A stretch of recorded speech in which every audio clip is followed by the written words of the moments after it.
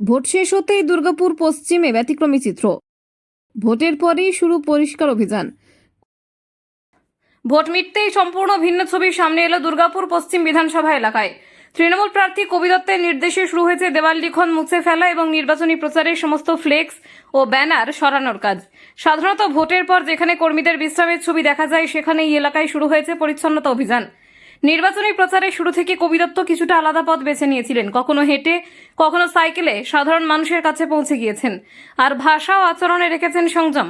Vote শেষ হতেই তিনি পরিবেশ রক্ষার বার্তা দিয়ে দ্রুত সব প্রচার সামগ্রী সরিয়ে ফেলার নির্দেশ দেন। তার বক্তব্য, ভোট শেষ হলে দেওয়ালে লেখা বা পোস্টার রেখে দেওয়ার কোনো মানে নেই, এতে পরিবেশ দূষণ বাড়তে পারে। ইতিমধ্যেই দুর্গাপুর পৌরসভার 36 নম্বর ওয়ার্ড সহ একাধিক এলাকায় জোর কদমে কাজ শুরু হয়েছে। কর্মীরা দেওয়াল পরিষ্কার করছেন এবং একে একে তুলে ফেলছেন ফ্লেক্স ও ব্যানার। স্থানীয় তৃণমূল নেতৃত্ব জানিয়েছেন, কয়েকদিনের মধ্যেই সম্পূর্ণ এলাকা পরিষ্কার করে ফেলা হবে।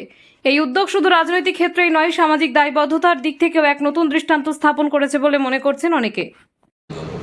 আর ইম্পর্টেন্ট ব্যাপার বলি, যেটা আপনাদের যদি জানাচ্ছি, আমরা যত ফ্লেক্স লাগিয়েছিলাম বা ওয়াল পেন্টিং করেছিলাম, আমরা চেষ্টা করছি ইন ডিউ কোর্স ইমিডিয়েট আমরা শুরু করে দিচ্ছি আজকে সেগুলো পরিষ্কার করে দেওয়ার জন্য। এটা শহরকে একটা নতুন দিশা দেখাবে, আমরা চেষ্টা করছি সেটা করার জন্য।